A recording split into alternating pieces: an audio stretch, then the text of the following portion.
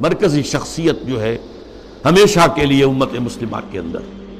باقی چھوٹی چھوٹی قیادتیں ادھر ادھر، کوئی پاکستان میں قائد اعظم بن گیا، کوئی بونگ بندو بن گیا، کوئی اور جو ہے وہ سکارنو جو ہے وہ لیڈر بن گیا، یہ ہے سب. لیکن اصل لیڈر، اصل شخصیت، مرکزی شخصیت پورے عالم اسلام کے اندر وہ محمد رسول اللہ کی صلی اللہ علیہ وسلم. ان سے محبت، ان کی تعظیم، سوء ادب بھی نہ ہو جائے.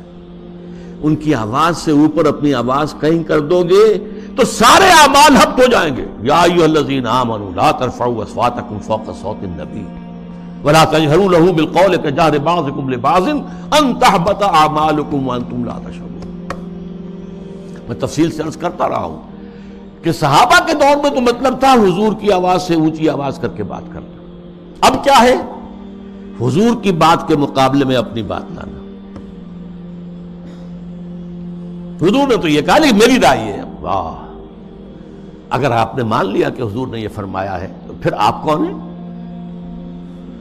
یہ تمام اعمال صالحہ، ساری تمہارے کرتوت جو بھی تم نے کمائی کی ہے سب ضائع ہو جائیں گے، تمہیں پتہ بھی نہیں چلے گا.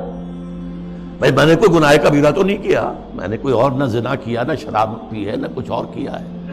انتم لا تشعرون، تمہیں شعور بھی نہیں ہوگا، اور تمہاری ساری جو بھی اب تک کی کارگزاری ہے، تمہارے اعمال ہیں، وہ سب حبط ہو جائیں. اب دیکھیے اس پر ٹو پرونگڈ حملہ ہو رہا ہے مغرب سے.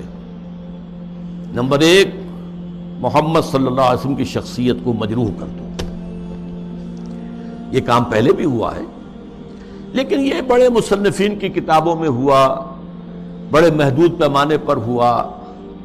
اب جو ہوا ہے آپ نے دیکھا توہین رسالت کا معاملہ، اور جتنے بڑے پیمانے پر حضور کے کارٹون بنا کر شائع کیے گئے، انہوں نے دیکھ لیا ہے. ٹھیک ہے، عالم اسلام کا رد عمل کیا ہے؟ کوئی جلوس نکل آئے، کوئی توڑ پھوڑ ہو گئی، کوئی اپنا ہی بگاڑا، ہمارا کیا بگاڑا.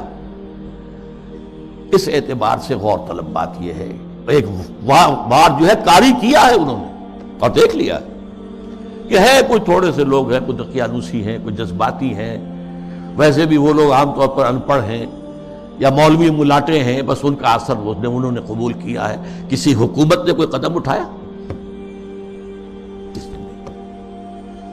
حضور کی شخصیت کو بس کر اس کا ایک بہت بڑا مظاہرہ یورپ کے کتنے اخبارات نے وہ شائع کر دیے، اور کسی طرف سے کوئی معذرت نہیں.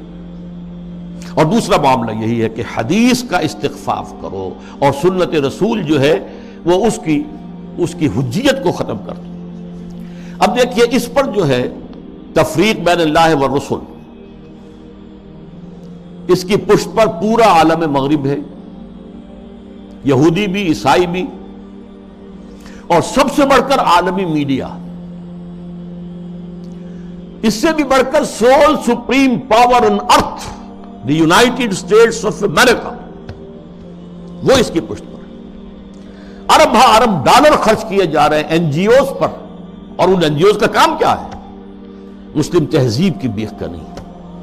یہ جو ہنٹنگٹن نے کہا ہے کہ یہ ذرا لوہے کا چنا ہے، اس کو چبانے کے لیے ذرا لوہے والے دانت ہی چاہیے. ان الحدید بالحدید یفلح، لوہے کو تو لوہا ہی کاٹ سکتا ہے. نظام تعلیم کے اندر بنیادی تبدیلیاں کر دی گئی. پھر آغا خان فاؤنڈیشن کو امتحانات اور نصاب وغیرہ کا معاملہ ان کے حوالے کر دیا گیا. یہ سارا کیا ہے؟ یہ امریکہ اور دوسری طرف عالم اسلام میں جو اس کے پٹھو بیٹھے ہوئے حکمران پوڈلز، روشن خیالی کے نام سے اور اعتدال پسندی کے نام سے جو پرچار ہو رہا ہے، جو ایوان صدر سے پرچار ہوتا ہے، حکومت کی سطحوں پر، مختلف سطحوں پر پرچار ہو رہا ہے.